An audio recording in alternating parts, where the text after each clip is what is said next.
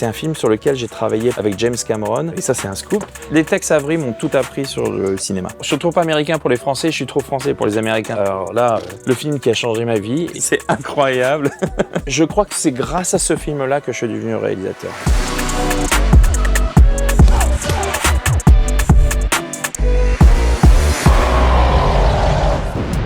Vidéo Club. Bienvenue. Merci. Toi, c'est un lieu qui est important pour toi, le Vidéo Club ?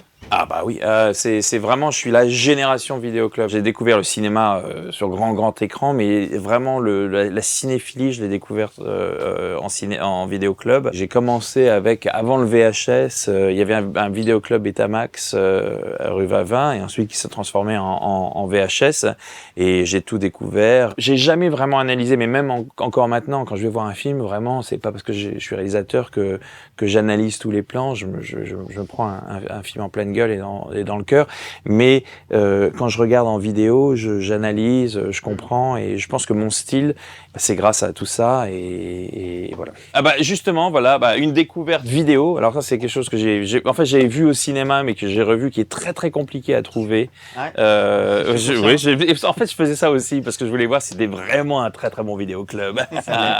Et vous aviez tout, donc c'est le festin chinois de Tsui Hark.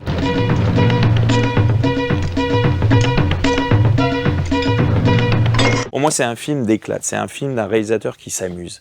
Et c'est un peu ce qui s'est passé avec moi sur Fast and Furious 10, où je me suis vraiment fait plaisir, je me suis amusé. C'est un film d'arts martiaux, mais de cuisine. Tsui Hark, qui est un réalisateur absolument incroyable, légendaire, qui fait un film de cuisine. C'est MasterChef, mais avec les plus beaux plans que vous avez vus de Kung Fu, etc. Donc c'est vraiment un film que j'adore, et que je recommande souvent, mais que personne ne trouve. Donc maintenant, je leur dis, venez à Paris, il y a un vidéoclub qui l'a. Alors j'ai rencontré le diable. C'est vraiment pour moi une claque. Le cinéma, coréen, a tout changé pour moi. C'est une nouvelle vague de cinéma. Les films, les structures sont différentes. Des films, justement, en fait, qui ont explosé les sentiers battus. Le cinéma coréen commence là où le cinéma occidental s'arrête. C'est-à-dire que le premier acte d'un film coréen, c'est le dernier acte d'un film occidental. Et donc, J'ai rencontré le diable commence avec la fin d'un film, et continue. Et on ne sait pas où ça va aller. Il y a du très grand cinéma dedans, du jeu absolument incroyable. Très dur. Hein. Oui, c'est très dur. Si j'ai hésité, je me suis dit non, j'ai pris des trucs un peu très noirs, mais bon, je suis un mec plutôt sympa, vous verrez. Ce film-là est absolument incroyable, et il y a des plans dedans. Vraiment, je me suis dit mais comment est-ce qu'ils ont fait ça ? Je ne savais pas. Notamment une séquence à l'intérieur d'un taxi, et je me suis dit mais moi, c'est mon métier. Je me suis dit mais comment est-ce qu'ils ont fait ça ? Comment ils ont fait ça ? Et ce plan-là a inspiré des plans de Fast and Furious, qui n'avait jamais été fait. Et donc c'est pour ça que je voulais vous parler de ce film-là. Voilà. Il y a un autre film asiatique, mais juste pour son acteur, parce que c'est un acteur que tu as côtoyé. Oui, tout à fait. C'était une fois en Chine 1 et 2 qui est incroyable. Jet Li, c'est un acteur où j'ai compris, mais c'est vrai que j'avais travaillé déjà avec John Statham, mais où vraiment l'implication de l'acteur dépasse les scènes de comédie, rentre dans les scènes d'action, et c'est là où, grâce à Jet, j'ai compris que l'action et la comédie, c'était des lignes brouillées et qu'on pouvait continuer, et la comédie ne s'arrête pas, en tout cas l'histoire, le personnage ne s'arrête pas quand la scène d'action et la baston commence. Voilà. Et ça, c'était important pour moi, et j'ai vraiment compris ça grâce à Jet. Et j'adore Jet, et c'est quelqu'un que je respecte, et que c'était vraiment de le voir arriver sur le plateau et de le diriger, et surtout que c'était non seulement Jet Li, mais aussi Morgan Freeman, Bob Hoskins, Kerry Condon, qui a fait une belle carrière après, et c'est vraiment à chaque fois c'était un film exceptionnel. C'est vraiment peut-être le film de ma carrière au début, qui est le plus personnel, où j'ai fait vraiment tout ce que je voulais. C'était un film un peu bizarre, Luc Besson qui produisait le film, il me l'a donné, j'ai promis à Jet de faire son film, tu veux le faire ? C'est son idée originale, il veut jouer un chien. Bon, allez, salut. Et c'est vraiment... mais tu fais ce que tu veux. Donc je fais vraiment ce que je voulais, et puis on s'est entendu avec Jet.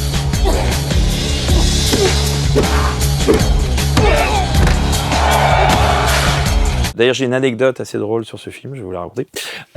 J'étais assez jeune, j'avais 27 ans à l'époque, c'était mon deuxième film. Et Morgan, il avait un mois sur le tournage, il arrive, je vais le voir à l'hôtel, etc. On commence un peu à parler de « Et Paris, et vous connaissez, oui, très bien. » Mais bon, ça dure un peu. Je suis un peu genre, bon, il veut parler. Il fait vraiment la causette. Je lui dis bon, bah, Morgane, vous êtes peut-être fatigué, on va peut-être commencer à faire ces essayages. Et il me dit « Oui, mais vous voulez pas qu'on attende le réalisateur ?» Je me suis dit, mais qu'est-ce qu'a raconté Luc à Morgane? Est-ce qu'il lui a dit que c'est lui qui a réalisé? Donc j'ai dit, non, mais c'est moi, pardon, monsieur, je suis le réalisateur. Ah oui, j'ai pas compris, je crois que c'est Luc Besson qui a réalisé. Super pro, on n'a pas dit, non, il a dit, ravi, enchanté, on s'est très très bien entendu, et d'ailleurs on est devenus amis, et maintenant on a fait 2-3 films ensemble, voilà, on se connaît très bien. T'as sélectionné un film italien, assez récent. Assez récent, mais encore une fois très très original. Dogman, justement, vraiment ce film-là m'a touché et j'ai vraiment aimé l'originalité de ce film. Bon, évidemment, on peut trouver des choses dans tous les films, mais c'est vrai que pour moi, c'est vraiment ce film est un chef-d'œuvre, et un chef-d'œuvre justement par sa composition, son rapport avec ce personnage cassé, son rapport avec les chiens. Je sais pas si vous avez déjà vu l'histoire de Scorsese à travers le cinéma. Scorsese dit il y a un chef-d'œuvre dans chaque film, que ça soit un film entier, un acte, une scène, un plan. Et moi, je pense que ce film-là, il y a 20 chefs-d'œuvre à l'intérieur de ce film. Il y a vraiment des choses absolument incroyables à apprendre de ce film-là. Le cinéma français, tout à fait. Il y en a plein. Il y en a quelques-uns qui devraient te parler. Oui, il y en a 2 ou 3 qui vont me parler. Alors, voilà, celui-ci. Ça, c'est fou. Tiens, écoute. Toujours l'atterrissage qui est un peu lourd. Je crois que c'est grâce à ce film-là que je suis devenu réalisateur. Vraiment. Pour la petite histoire, je voulais faire plein de choses dans la vie, peut-être être musicien, etc. Mais depuis que je suis petit, je fais des courts-métrages. Et j'ai commencé à faire des études de cinéma, des études aux États-Unis. Aux États-Unis, à NYU, on nous a tous mis dans une salle. 700. On a dit qui veut devenir créateur de costumes 1. Qui veut devenir chef-op 15. Qui veut devenir réalisateur 675. Moi, j'étais à côté des fils de Spielberg, de machin, de Brian De Palma. Je me suis dit, moi, je n'arriverai jamais à devenir petit français réalisateur de films. Mon intérêt, c'est de faire du cinéma. C'est pas de devenir réalisateur. C'est vraiment de faire d'intégrer ce monde. Après avoir fait Alien Résurrection en tant qu'assistant avec Jean-Pierre Jeunet, je suis rentré en France à cause d'un visa que je n'avais plus. Et j'ai commencé à travailler sur Jeanne d'Arc de Luc Besson. C'est très bien entendu avec Luc. Ensuite, j'ai fait Mission Cléopâtre en tant que second assistant. Je me suis tellement entendu avec Alain Chabat, on s'adorait. Il a vu en moi un peu un cinéaste en devenir, mais toujours vraiment, non, mais un jour peut-être, mais on parlait des mêmes choses. Et quand il a fallu faire des petites deuxièmes équipes, Alain m'a dit, tiens, fais ci, fais ça. Et tiens, il y a un caméraman qui va t'aider, il s'appelle Luc Besson, tu le connais un peu? J'ai dit, oh, merde, Luc, et, que j'adore, avec qui j'avais travaillé. Et on a passé une journée à faire 25 plans et on bougeait les trucs et moi je joue d'ailleurs dedans, je joue Où est Charlie, je joue dedans parce que j'étais toujours l'assistant qui était au milieu de tout le monde. Et Luc Besson, à la fin, je le vois en train de parler avec Alain, loulou, on rentre à Paris et Luc me dit tiens, tu veux passer me voir au bureau, etc. Et Luc me dit je me suis tellement amusé avec toi, je vois en toi un réalisateur, est-ce que tu veux pas m'aider à faire ce film-là? Voilà, il me donne le scénario de Transporteur et j'ai 26 ans, voilà, c'est ça. Et c'est grâce à ce film-là et je peux vous montrer exactement les plans avec lesquels je suis devenu réalisateur, voilà, c'est ça. Au-dessus, alors voilà, je vous explique, voilà. Le condamné à mort s'est échappé de Robert Bresson. Cet homme, c'est mon papa. Il est devenu acteur. C'est drôle parce que j'ai vu l'autre jour M. Night Shyamalan qui est justement, Mina, je parlais de ça ici. This is the best sushi you will ever have. Incredible. How much he squeezes out. I'm astonished. Et c'est un film traumatisant pour un enfant de 7 ans qui va le voir et qui voit son père dans un truc austère, en prison, etc. Et ça m'a complètement choqué. Je me suis retrouvé vraiment au milieu de cette famille de cinéma. Et d'ailleurs, voilà, j'en prends un autre, Coco avant Chanel. Coco accepte gentiment de nous interpréter sa chanson. Très beau film d'Anne Fontaine. Mais ce joli pyjama a été créé par ma maman qui fait des costumes. Voilà, entre mon papa cinéaste, ma maman créatrice de costumes, j'ai vécu dans une famille de cinéma et j'ai eu beaucoup de chance. C'est drôle parce que c'est évidemment le cinéma français, mais j'ai l'impression d'en faire partie et pas trop. Moi, toi, hein. Oui, mais enfin. Insaisissable en anglais, Transporteur en anglais, Transporteur 2 en anglais, Incroyable Hulk. Ouais, enfin, c'est la section française, c'est ça? C'est réalisateur français. Ah oui, d'accord, oui, c'est pas réalisateur. Ouais, d'accord, oui, non, d'accord. Tu te sens pas parvenu du cinéma français? J'aimerais bien, mais on me considère pas comme je suis trop américain pour les Français, je suis trop français pour les Américains. Je suis un peu toujours entre les deux. Alors, ça c'est intéressant. Non mais on ne me touche pas. Pourquoi, clé de bras, on me moleste? C'est intéressant parce que justement, comme je me retrouve comme ça, c'est vrai que je me suis dit, ah ouais, je me suis rendu compte, Transporteur, machin, t'as jamais fait de film en français et de série en fait. Et donc, Lupin ou Périph', en fait, c'est des recherches pour moi de voir si j'arrive à réaliser en français, j'arrive à diriger des acteurs en français. Et la réponse est oui. Oui, mais c'est pas évident parce que c'est un truc c'est une musicalité en fait le jeu. Donc je me suis dit, est-ce que c'est compliqué? Est-ce que c'est de faire machin? Est-ce que je trouve ma place en cinéma français? Est-ce que je fais pas de l'américain? Les deux ont marché, donc ça a quand même plu. Donc voilà, c'était intéressant. Et puis non, et surtout, j'avais vraiment de très bons copains et surtout Omar et Laurent. Enfin, c'est vraiment des gens exceptionnels et on s'est vraiment amusé. Avant qu'on change de rayon, il y avait un film dont tu voulais nous parler? Oui, même chose. Et, en fait, pour moi, c'est des claques de cinéma que j'ai choisi un petit peu. C'est surtout des moments qui ont changé ma voie de cinéma, où j'ai compris autre chose. Et ce film-là, Seules les bêtes, de Dominique Moll. Il y a quelqu'un dehors. Comment ça, quelqu'un dehors? C'est un film qui m'a vraiment fait comprendre que la structure cinématographique, scénaristique, pouvait complètement exploser. Ça nous faisait aller de l'avant, en fait. Plus on casse les codes, plus le film est intéressant, plus vraiment on se dit c'est quelque chose de fort et ça rend l'histoire principale plus intéressante. D'avoir une histoire B, voire une histoire C, ça rend l'histoire principale encore plus intéressante. Donc ça, c'était très intéressant et je le conseille à tout le monde, surtout aux Américains, en leur disant regardez ça, c'est vachement bien. Alors, en close action, Dark Crystal. Alors là, le film qui a changé ma vie. Et d'ailleurs, dont j'ai dédié 8 ans de ma vie pour faire une prequel. Ouais, 8 ans. À 8 ans. Dark Crystal Age of Resistance, c'est sur Netflix. Et c'est un prequel que j'ai entièrement showrunné, produit, réalisé, steadicamé, monté. Enfin, j'ai tout fait. C'est une passion. C'est un chef-d'œuvre. Le premier film était fait en Skeksis et absolument pas en anglais. A été doublé ensuite. Nous, on avait quand même décidé de le faire en anglais. C'est l'un des plus beaux souvenirs de cinéma, expérience de cinéma, claque. Et pour moi, en tant que réalisateur, c'était vraiment, ma série, c'était l'un des moments les plus forts. Fort Vastement, ça je voulais en parler.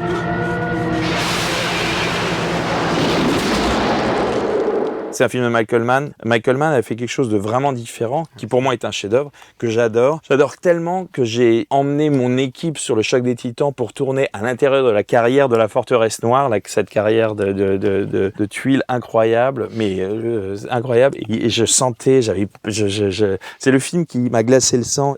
C'est quelque chose de formidable. Outland, moi c'est un film qui m'a. Je sais, c'est pas un très bon film, c'est un peu un navet. Mais ce film-là, je l'adore parce que justement, il y a un côté un peu sale et c'est l'espace sale et c'est vraiment quelque chose qui me plaît. Il y a des choses qui m'ont choqué. C'est un peu l'avant Verhoeven, avant que Verhoeven fasse des choses un petit peu de shock value, mais qui veulent dire quelque chose. Il y avait quelque chose à l'intérieur là-dedans. Mais en fait, j'ai pris des trucs. Je me suis dit, un vidéoclub, c'est là où on peut faire des vraies découvertes. Et puis aussi, c'était des tests pour vous, pour voir si vous y arrivez. Et on les avait. Darkwater. C'est pas un film prévu, mais je peux vous dire qu'il y a 2 acteurs dedans qui ont changé ma vie. C'est Mark Ruffalo et Tim Robbins. Mark Ruffalo, c'est un ami. C'est quelqu'un que j'ai rencontré à Hollywood et on fait vraiment de belles rencontres à Hollywood, des rencontres humaines. Et on s'est tellement aimés qu'on s'est dit, allez, on va faire un film ensemble. Et ce film-là, c'était l'Incroyable Hulk. Mais quand je suis arrivé avec Mark Ruffalo chez Marvel, ils m'ont dit, non, il est pas assez connu. Non, tu vas prendre quelqu'un d'autre. Et bon, après, on connaît la suite, c'est Edward Norton qui a fait mon Hulk. Mais je pense que grâce à cette rencontre, maintenant Mark est devenu Hulk. Et voilà, les acteurs que j'aime, ce sont des acteurs qui se donnent à fond et qui aiment ce qu'ils font et qui défendent leur film. Voilà. Bah, il y en a un là justement, dont Voilà. on a un peu parlé. Oui, Jason Statham, incroyable dans ce film, meilleur film de Guy Ritchie, on le sait, c'est un film exceptionnel. Mais aussi Jason Fleming. Enfin, il y a tellement de gens à l'intérieur qui sont incroyables. Ça a été mon film de chevet pendant très très longtemps, ce film. Et évidemment, j'ai vu ce jeune acteur à l'intérieur qui n'avait pas autant de muscles à l'époque, mais vraiment une présence énorme. Et c'était Jason Statham. Et quand il s'agissait de faire mon premier film, voilà, je me suis dit, il y a quelqu'un qui me plairait bien. Et je sais qu'il commence à faire des arts martiaux. C'est Jason Statham. On lui a demandé, on lui a proposé le rôle de transporteur. Et on l'a fait. Voilà, c'est ça.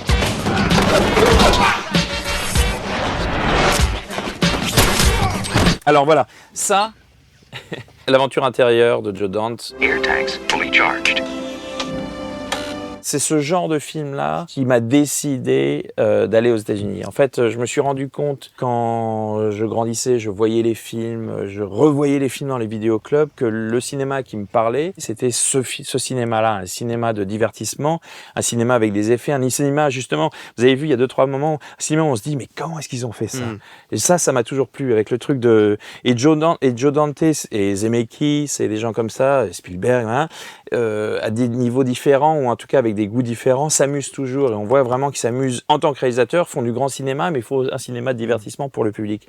Donc ce film-là m'a intéressé et vraiment fait ça. Ce film-là, et en tout cas Le Voyage Fantastique, le film original, c'est un film sur lequel j'ai travaillé pendant 1 an avec James Cameron, et on allait faire une version, un remake, et ça c'est un scoop. Avec James Cameron, on a inventé des caméras, on a fait des choses qui ont servi maintenant sur Avatar, etc. C'était juste après le choc des Titans, donc en 2014 ou un truc comme ça. Et après, ça prenait du temps, et lui, il allait faire Avatar, machin, etc. Enfin, il avait commencé son affaire. Non, c'est pas qu'il allait faire Avatar. À un moment, je l'appelle et il me répond pas. Il était justement dans la tranche de Marianne, son aventure.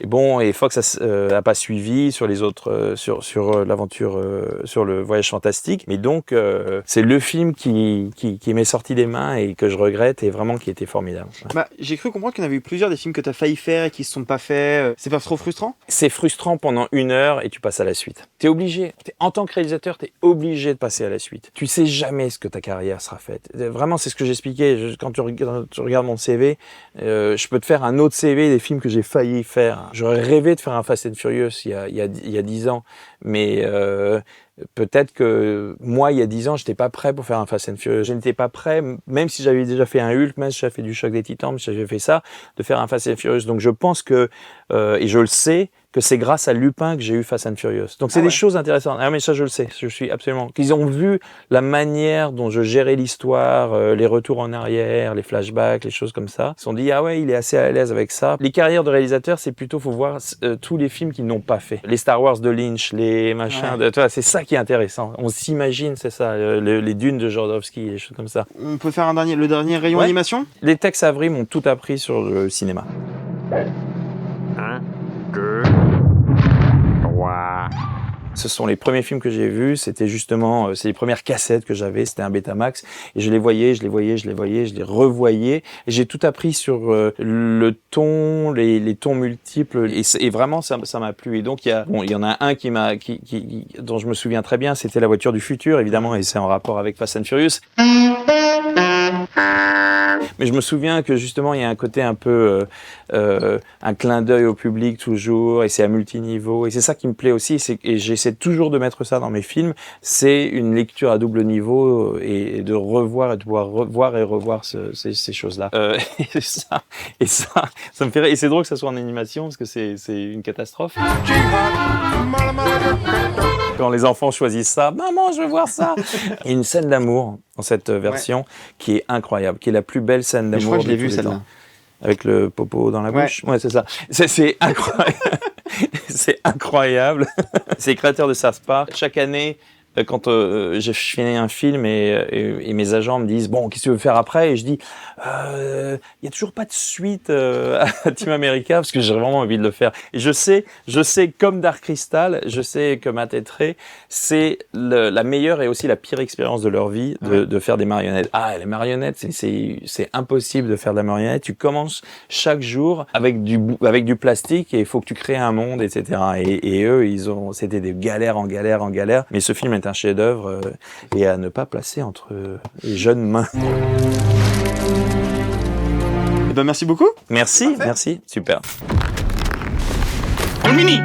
Vidéoclub, hein, plus c'était haut, moins c'était pour moi, hein, pour les enfants. Donc c'est pour ça que je suis grand en fait.